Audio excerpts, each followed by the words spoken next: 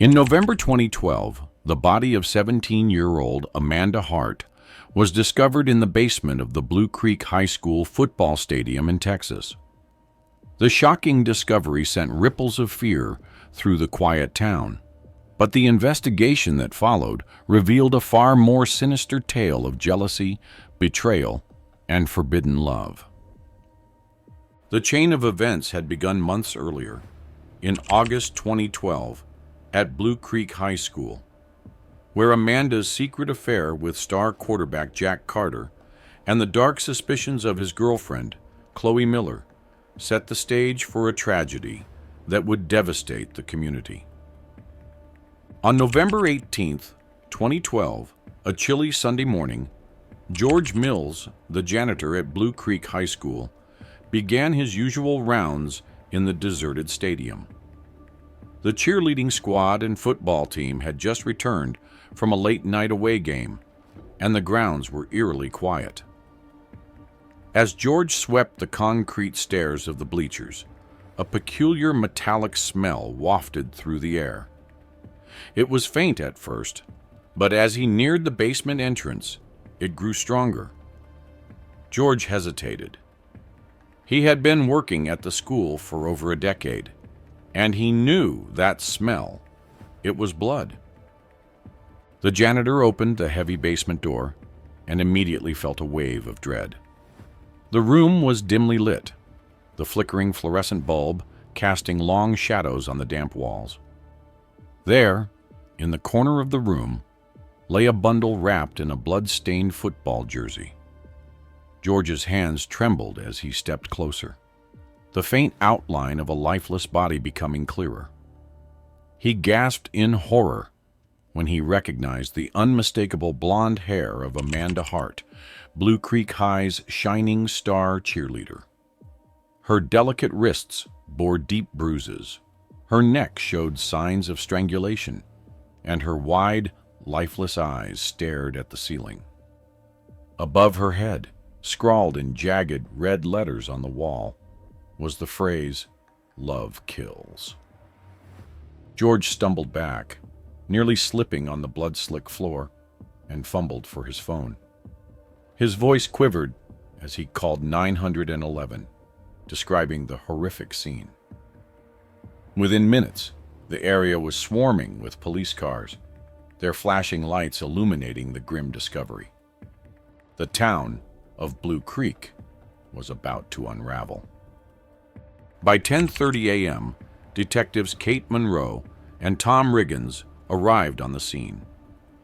Kate, a seasoned investigator with a reputation for relentless focus, surveyed the crime scene with a heavy heart. She noted the bruises on Amanda's wrists, the streaks of blood on the floor, and the haunting message on the wall. This was not a random attack, she thought. This was personal. Tom, her younger and more impulsive partner, agreed. The way Amanda's body was displayed and the chilling message suggested deep emotional ties between the victim and the killer. Amanda Hart had been the heartbeat of Blue Creek High School. As the captain of the cheerleading squad, she was adored by students and staff alike. She had an infectious laugh and a radiant smile that could light up a room. But behind her seemingly perfect life lay layers of vulnerability. Amanda's parents had divorced when she was 10, and her relationship with her distant father had left her yearning for validation. This insecurity often drove her to seek comfort in others, sometimes in ways that led to trouble. The detectives quickly learned that Amanda had been secretly involved with Jack Carter, the star quarterback of the football team and the pride of Blue Creek.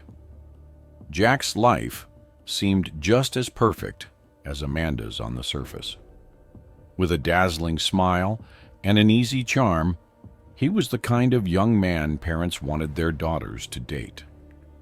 Colleges were lining up to offer him scholarships, and the entire town looked to him to lead the Bears to their next championship. But Jack carried a heavy burden. His father, a former football star turned bitter coach, pushed him relentlessly to be the best. Jack was also locked in a strained and controlling relationship with Chloe Miller, the head cheerleader. Chloe was the queen of Blue Creek High, a striking, ambitious girl with a sharp temper and a fierce possessiveness over Jack. Their relationship, riddled with public arguments and whispered rumors, had been rocky for months. By 2 p.m., Kate and Tom began piecing together Amanda's recent movements. Witnesses from the previous night confirmed she had been at the stadium after returning from the away game. Jack was also seen lingering near the locker rooms. The two were known to share stolen moments away from prying eyes, but Amanda's closest friends revealed something new. Chloe had begun to suspect the affair. They had overheard Chloe threatening Amanda during practice, warning her to stay away from Jack. Adding to the complexity of the case was Ethan Ward, Jack's childhood friend and the team's wide receiver. Ethan had harbored an unspoken crush on Amanda for years. His admiration for her had grown into jealousy as he watched her choose Jack over him. Friends described how Ethan had grown distant from Jack recently, their once unbreakable bond strained by tension. On the night of the murder, a teammate mentioned seeing Ethan walking alone near the stadium after midnight, his face clouded with anger. Kate couldn't ignore the tangled web of relationships around Amanda. The toxic mix of love, jealousy, and betrayal created a long list of potential suspects, each with their own motive. Jack, under the weight of his father's expectations and Chloe's possessiveness, may have snapped. Chloe, driven by jealousy and humiliation, had a history of explosive behavior. Ethan, nursing years of rejection and resentment, could have acted on impulse. The detectives knew they had their work cut out for them. By 7 p.m., as the sun dipped below the horizon, Kate sat at her desk in the precinct, staring at the evidence laid out before her. The football jersey, the bruises, the haunting message on the wall, all pointed to a crime born or out of passion. But there was something about the scene that didn't sit right with her. Amanda's injuries suggested a struggle, but the scrawled message felt calculated. Whoever did this had not only acted in rage, but had also wanted to send a message. But to whom? The next morning, news of Amanda's murder had spread like wildfire through Blue Creek. The high school was in mourning, students huddled in groups whispering about what had happened. Jack's absence was glaring, and Chloe's tears in the cafeteria drew suspicious glances. Ethan, too, avoided eye contact, his usual confidence replaced with a nervous energy. The town was no longer united by football and pride, but divided by suspicion and fear. As Kate and Tom continued their investigation, they knew one thing for certain. Beneath the polished surface of Blue Creek lay secrets darker than anyone could have imagined. Amanda's murder was just the beginning. The timeline of Amanda Hart and Jack Carter's relationship began to unravel layer by layer as detectives delved into their past. The origins of their affair dated back to August 2012, after a late-night party held at one of the football team's boosters' sprawling ranch.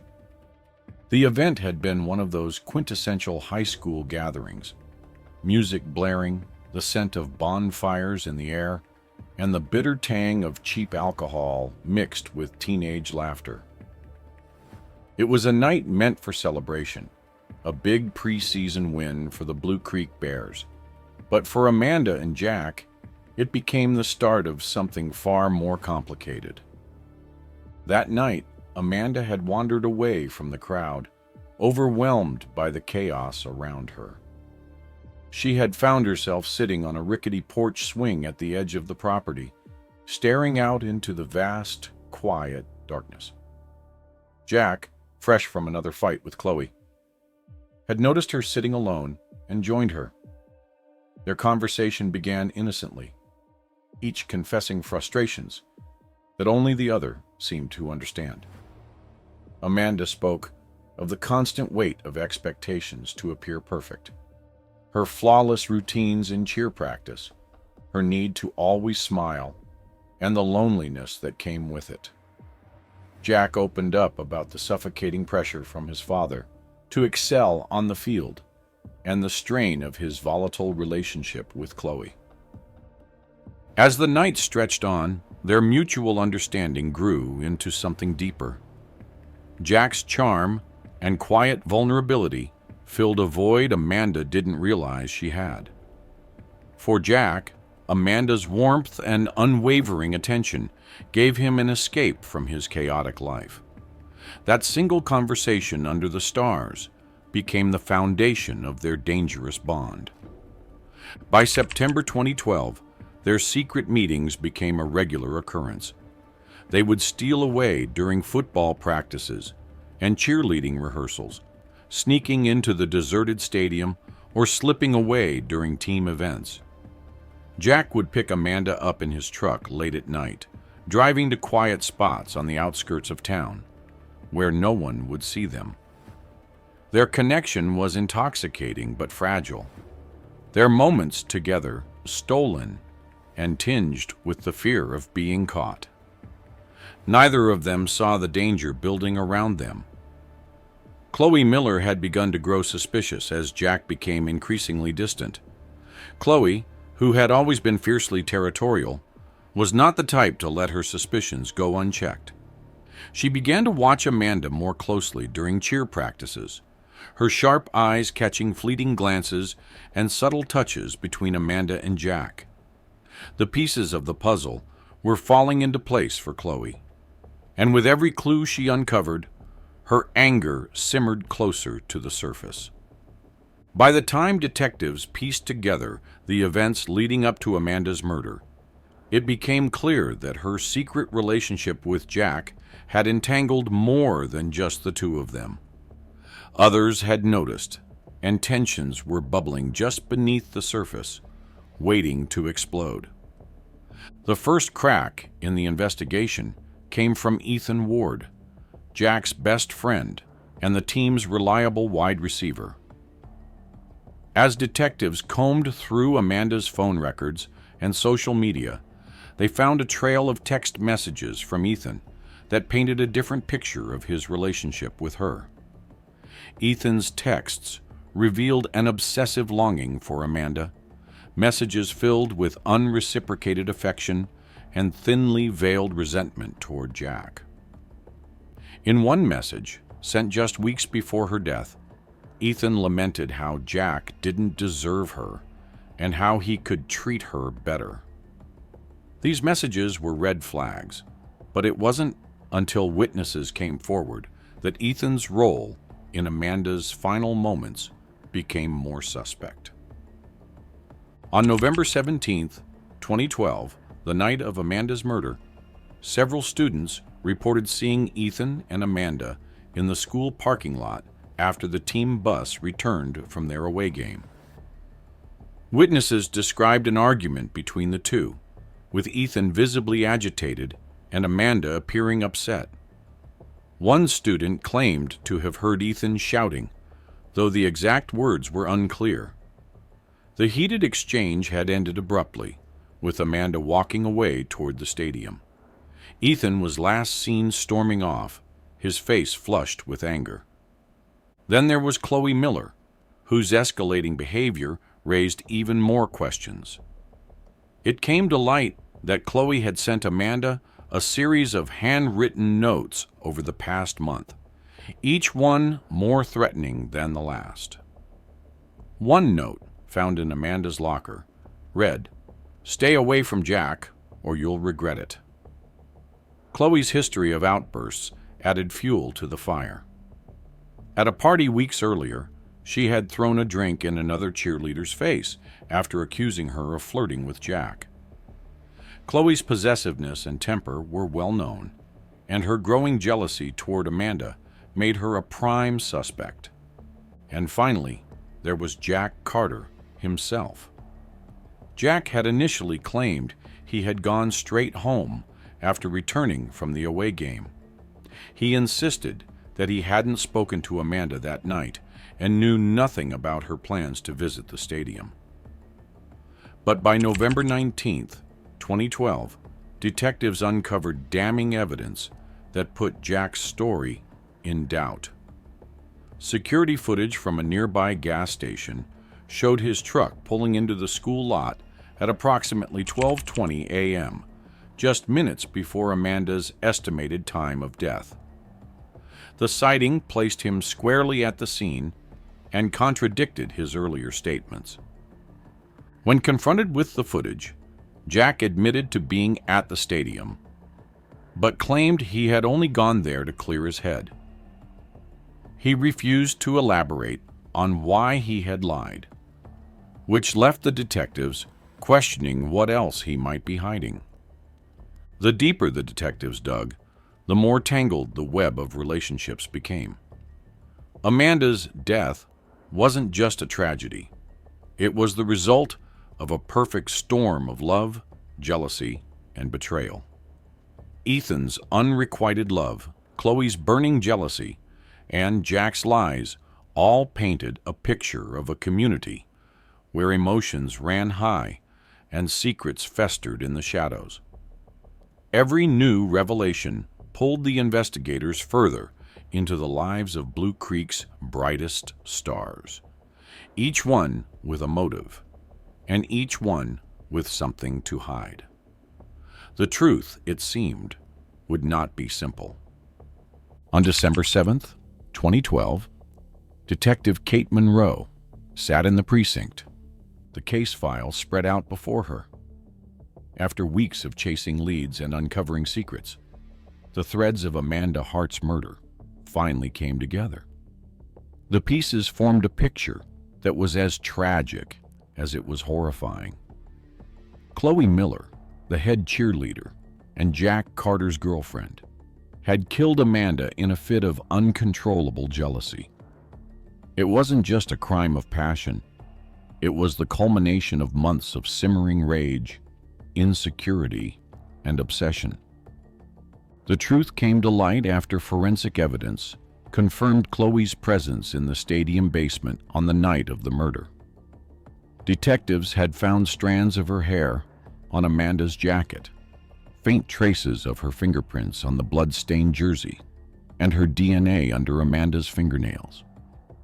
These physical clues, combined with witness statements and Chloe's escalating threats toward Amanda, painted a damning picture. On the night of November 17th, 2012, Chloe had waited for Amanda in the shadows of the stadium basement, having followed her there from the parking lot. She had seen Amanda arguing with Ethan earlier that evening and assumed it was related to Jack. Fueled by her insecurities and anger, Chloe decided to confront Amanda directly, believing this was her chance to put an end to the affair.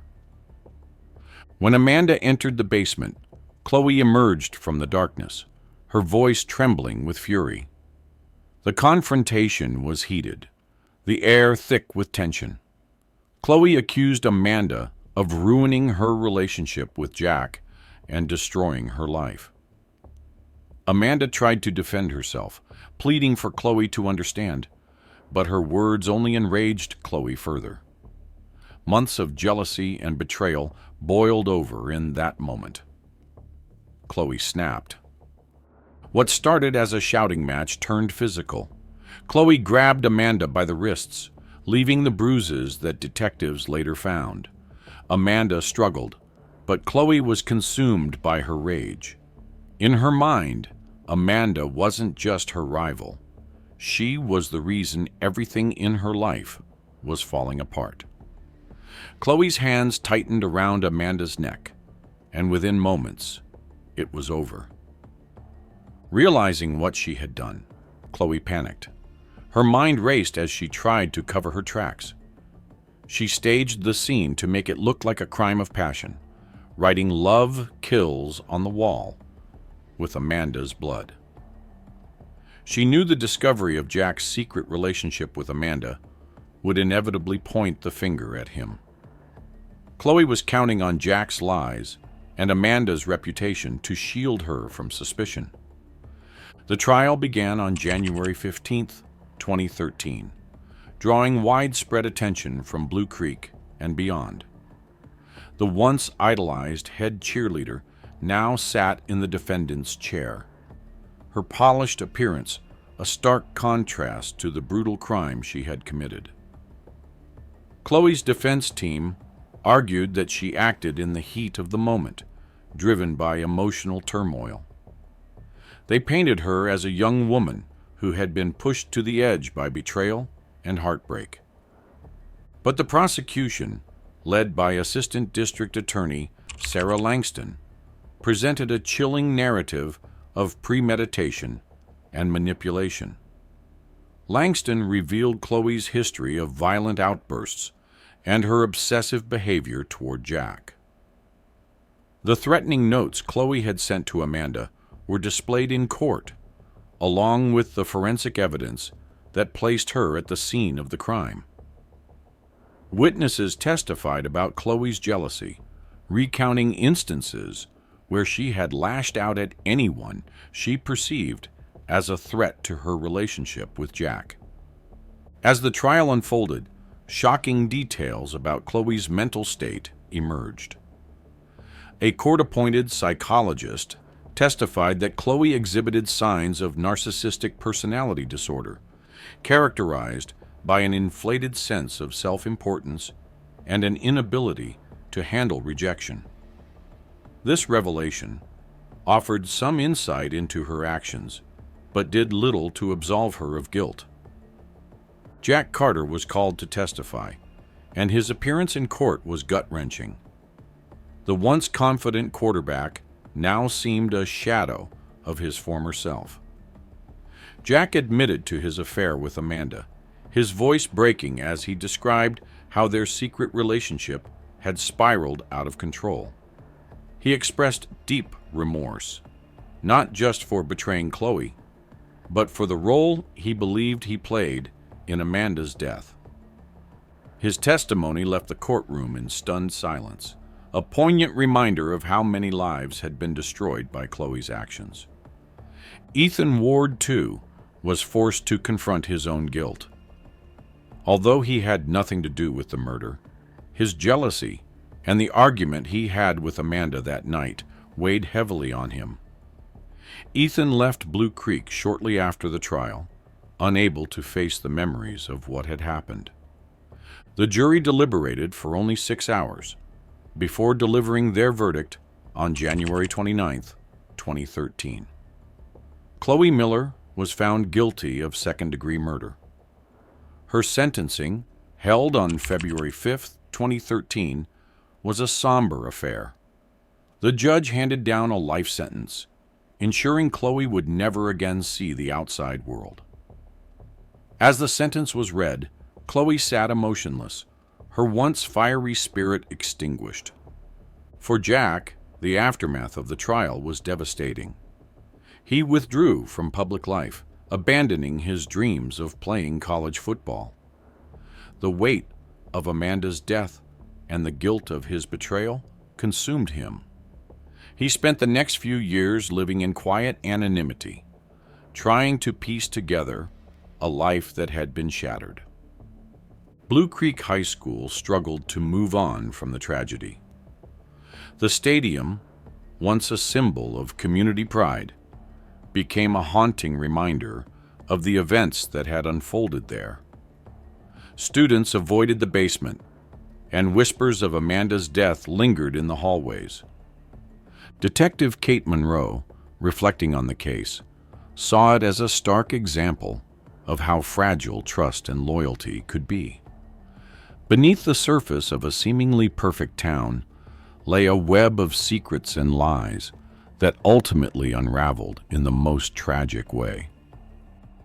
As she closed the case file for the last time, she couldn't help but wonder how many other lives were built on such fragile foundations, waiting for the slightest crack to bring them down. The scars of Amanda Hart's murder would remain, etched into the fabric of Blue Creek forever. On July 4th, 2013, as the sweltering Texas summer reached its peak, Jack Carter sat alone in his small apartment, the sound of a ceiling fan humming softly above him. It had been 6 months since Chloe Miller's sentencing, but the events surrounding Amanda Hart's murder still hung over him like a dark cloud. The once promising quarterback had become a recluse, his dreams of college football and glory abandoned in the wake of the tragedy. Jack spent most days avoiding the outside world, consumed by guilt and memories he could not escape. That evening, Jack received a package from the state penitentiary, where Chloe was serving her life sentence. At first, he assumed it was a mistake. He hadn't spoken to Chloe since the trial, and the sight of her name on the return address filled him with unease. Slowly, he tore open the package to find a letter, written in Chloe's unmistakably neat handwriting. The sight of her words made his chest tighten, dredging up emotions he had fought to suppress. The letter began with an eerie calmness, Chloe recounting her regret and her growing bitterness in prison. She detailed the isolation, the endless days of monotony, and her anger toward the world for turning against her. But it was the second half of the letter that stopped Jack cold. Chloe wrote that while she had been the one to take Amanda's life, Amanda herself was not as innocent as everyone believed. She hinted at secrets Amanda had kept, things that, if exposed, would have destroyed not just Jack's life, but the lives of many others in Blue Creek. Chloe described moments during their relationship where Amanda had been calculating, her actions deliberate and manipulative. She claimed Amanda had used her charm not just to win Jack's heart, but to control him, knowing full well how much it would hurt Chloe. The words painted a picture of Amanda as a far more complex figure, someone capable of deceit and hidden motives. But the most chilling part of the letter was Chloe's assertion that Amanda had been hiding something monumental, something that would have changed everything if it had come to light. Jack's hands trembled as he read the letter. Chloe provided no specific details, only cryptic hints, leaving Jack with more questions than answers. She ended the letter by stating that Jack needed to uncover the truth for himself, cryptically suggesting that some of Amanda's secrets might still be hidden in the basement of the Blue Creek Stadium. She signed off with an ominous warning. Amanda's death wasn't the end of the story. It was only the beginning. Make sure to like and subscribe so you don't miss out on our daily updates, and you can check out another insane case we have. The case where a bagel shop owner in New York was murdered by his jealous ex-wife after he got a new young girlfriend. Make sure to check it out and let us know your thoughts in the comment section below.